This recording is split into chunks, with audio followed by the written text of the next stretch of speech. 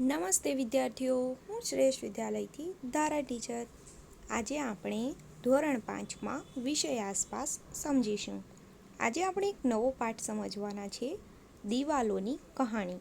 તો ચાલો બાળકો, આ સરસ મજાનો પાઠ આજે આપણે સમજીએ. બાળકો, આપણા પાઠનું નામ જ છે દિવાલોની કહાણી, એટલે કે કહાની. તો બાળકો, આપણને આ પાઠમાં ઘણું બધું જાણવા મળશે. તો ચાલો આપણે આ પાઠ શરૂ કરીએ. ઉપરકોટ પહોંચ્યા. છેવટે આજે અમે દીદી સાથે જૂનાગઢ શહેરની બાજુમાં આવેલ ઉપરકોટ જોવા માટે નીકળી પડ્યા. દીદી ઇતિહાસ ભણે છે અને અમને તેમની સાથે વિવિધ મહેલ જોવાની મજા પડે છે.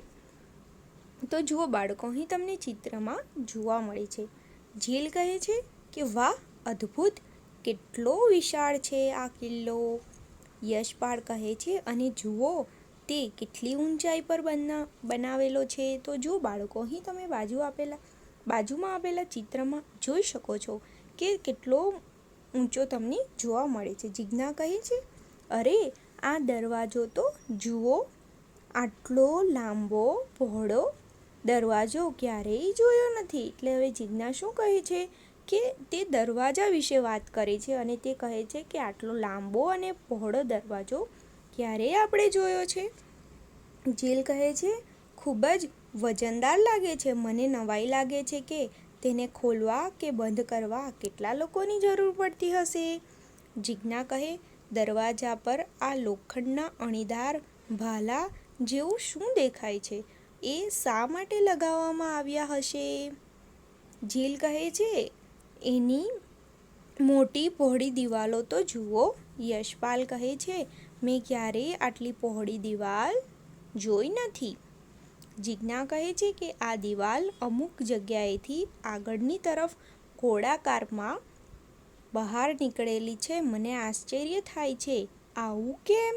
તો જુઓ બાળકો, હવે તમે અહીં ચિત્રમાં જોઈ શકો છો કે આ દિવાલ જુઓ, તે અહીં તમને ઉપર ગોળાકાર જોવા મળે છે અને આ સાઈડ પણ અહીં ગોળાકાર તમે અહીં અર્ધગોળ જોઈ શકો છો પ્રવેશદ્વાર. હવે દીદી કહે છે તેને ગઢ કહેવામાં આવે છે. હવે દીદી શું કહે છે? જે આ લોકો વાત કરે છે કે દિવાલ અમુક જગ્યાએથી આગળની તરફ ગોળાકારમાં બહાર નીકળેલી છે, તો તેને શું કહેવામાં આવે છે? તેને ગઢ કહેવામાં આવે છે. જુઓ, તે દિવાલો કરતાં પણ ઊંચી છે. આ કિલ્લાની બહારની દિવાલમાં ઘણા ગઢ છે. જાડી દિવાલો, વિશાળ દરવાજા અને કેટલા બધા ગઢ. કિલ્લાની સુરક્ષા માટે કેટલા બધા મજબૂત ઉપાયો કરેલા છે. આ મોટા દરવાજામાં નાનો દરવાજો કેમ બનાવવામાં આવ્યો હશે? તો જુઓ બાળકો, અહીં તમે જોઈ શકો છો એક મોટો દરવાજો છે, તેની અંદર નાનો દરવાજો પણ બનાવવામાં આવ્યો છે.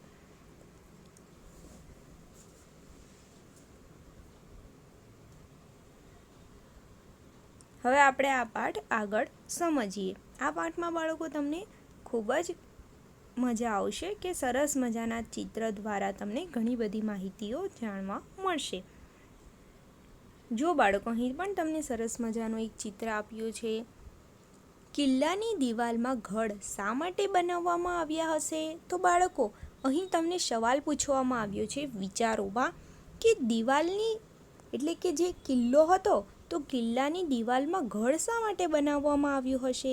તો તેનો જવાબ બાળકો તમે ધ્યાનથી સમજજો કે ગઢ પરથી કિલ્લાની બહારનું દૂર સુધીનું દ્રશ્ય જોઈ શકાતું હોવાથી કિલ્લાની સુરક્ષા કરી શકાય છે. એટલે કે જે ગઢ છે તેનાથી આપણે દૂર સુધીનું જોઈ શકીએ છીએ, એટલે કે તેની દ્વારા આપણે ગઢની સુરક્ષા કરી શકીએ છીએ, એટલે કે આપણે કિલ્લાની સુરક્ષા કરી શકીએ એનાથી.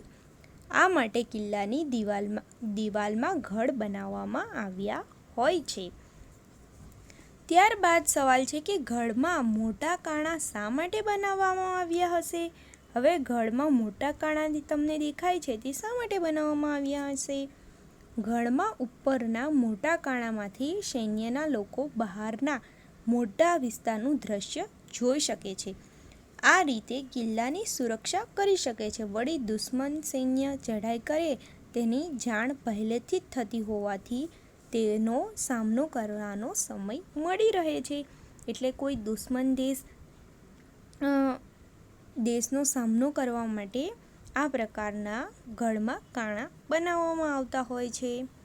ત્યારબાદનો સવાલ છે કે સીધી સપાટ દિવાલ પરથી જોવામાં અને ઊંચા ગઢ પરથી જોવામાં શું તફાવત છે?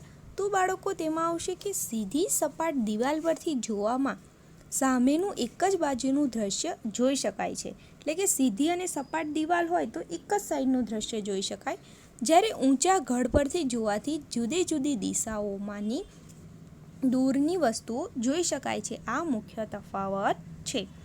ગઢની પાછળ છુપાઈને કાણામાંથી જોઈ હુમલો કરવાથી સૈનિકોને શું મદદ મળતી હશે? તો તેનો જવાબ આવશે કે ગઢની પાછળ છુપાઈને કાણામાંથી જોઈને હુમલો કરવાથી સૈનિકોને દિવાલનું રક્ષણ મળે છે.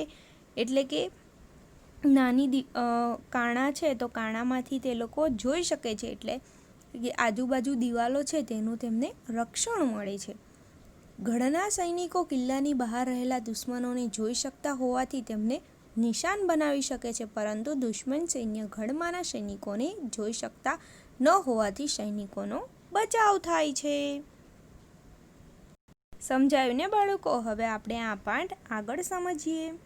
કિલ્લાની અંદર કેટલું બધું છે. જેલ કહે, શું આ કિલ્લો રાજાએ પોતાના વસવાટ માટે બનાવ્યો હશે? આ કેટલો જૂનો છે? તો બાળકો આ કિલ્લો તમે જોઈને જ કહી શકો કે કેટલો જૂનો હશે. જીજ્ઞા કહે, હા, મેં સાંભળ્યું છે કે આ કિલ્લાનું નિર્માણ છેક ચંદ્રગુપ્ત મૌર્યના સમયમાં થયેલું. દીદી કહે, આ ખૂબ જ જૂનો કિલ્લો છે. આ કિલ્લાનું બાંધકામ ઈસવીસન, જો અહીં આપવામાં આવ્યું છે કે ઈસવીસન પૂર્વ 319માં થયેલું. એટલે કે બાળકો કેટલો જૂનો છે તેના તમે અંદાજો લગાવી શકો છો કે ઈસવીસન પૂર્વ 319માં થયેલું, પરંતુ લાંબા સમય સુધી અલિપ્ત રહ્યો. ત્યારબાદ ઈસવીસન 976માં ફરીથી તેનું જીર્ણોદ્ધાર કરવામાં આવ્યો. એટલે કે ફરીથી તેનું બાંધકામ કરવામાં આવ્યું, એટલે કે તેમાં મરમ્મત કરાવવામાં આવી. અહીં ઘણા બધા શાસકોએ રાજ કર્યું હતું અને પોતાની ઈચ્છા મુજબ કિલ્લામાં ફેરફારો કર્યા. જેલ કહે, અરે જુઓ, આ પાટિયા પર કિલ્લાનો નકશો છે.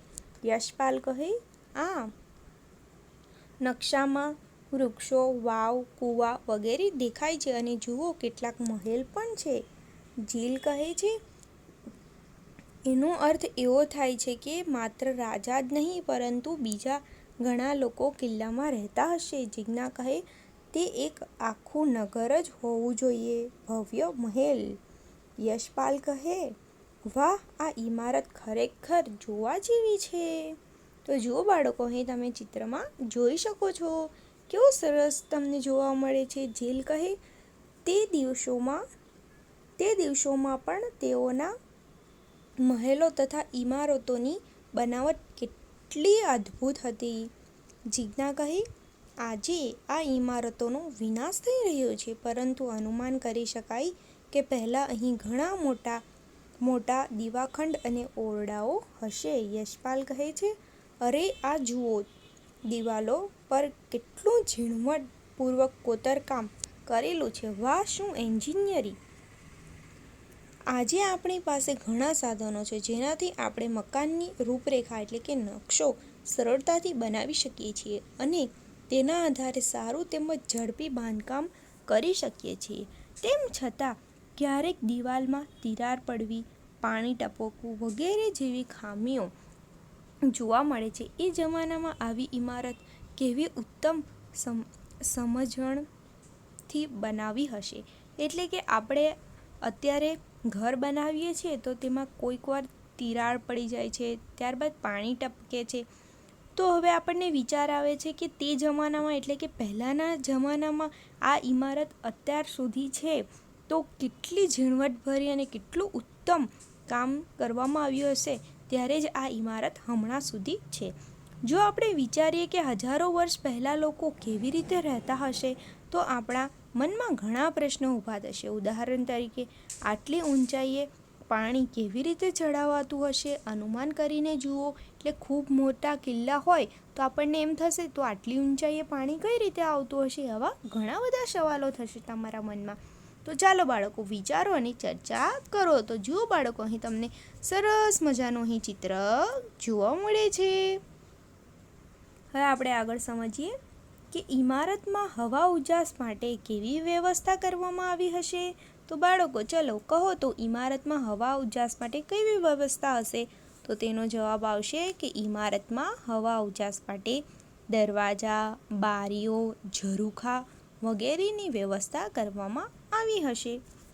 ત્યારબાદ છે કે ચિત્રમાં દિવાલમાં કરેલી સુંદર કોતરણી ધ્યાનપૂર્વક જોવું. આવી સરસ કોતરણી માટે કેવા ઓજારોનો ઉપયોગ થયો હશે? તો જુઓ બાળકો, અહીં જે દિવાલ આપવામાં આવી છે તે દિવાલમાં ઝીણવટ ભરી જે કોતરણી કામ કરવામાં આવ્યું છે તેમાં કયા ઓજારોનો ઉપયોગ કરવામાં આવ્યો હશે તે પૂછવામાં આવ્યું છે. તો આ ચિત્રમાં ઓજારોમાં આપણે જવાબમાં લખી શકીએ કે ફરશી, છીણી, હથોડી વગેરે જેવા ઓજારનો ઉપયોગ કર્યો હશે. આપણા ઘરે એક અઠવાડિયા માટે વીજળી ન હોય તો શું થાય? તેના વગર કયા કયા કામ કરવામાં મુશ્કેલી પડી શકે? તો બાળકો, તેનો બધાનો જવાબ અલગ અલગ આવશે. હું ઉદાહરણ તરીકે જવાબ કહું છું કે આપણા ઘરે એક અઠવાડિયા માટે વીજળી ન હોય તો અંધારું છવાઈ જાય છે. નાના દીવડા કે ફાનસથી ચલાવવું પડે છે. વીજળી વગર પંખા, mixer, oven, washing machine, heater, પાણી ખેંચવા માટેના પંપ વગેરે આપણે ચલાવી શકીએ નહીં. એટલે કે જે વસ્તુ વીજળીથી ચાલતું હોય તે આપણે કોઈ પણ વસ્તુ તેવી ચલાવી શકીએ નહીં, કારણ કે વીજળી નથી. વળી આપણે મોબાઈલ, ટીવી, એસી, કોમ્પ્યુટર, ઇન્ટરનેટ સેવા વગેરેનો પણ ઉપયોગ કરી શકીએ નહીં. આમ વીજળી વગર આપણા વેપાર ધંધા, ઉદ્યોગો, નાના મોટા કારખાના, બેંક, ઇલેક્ટ્રિક ટ્રેનો અને આપણા રોજિંદા વ્યવહારો અટકી પડે છે. હવે બાળકો, આપણો આ સરસ મજાનો પાઠ આપણે નેક્સ્ટ વિડીયોમાં સમજીશું.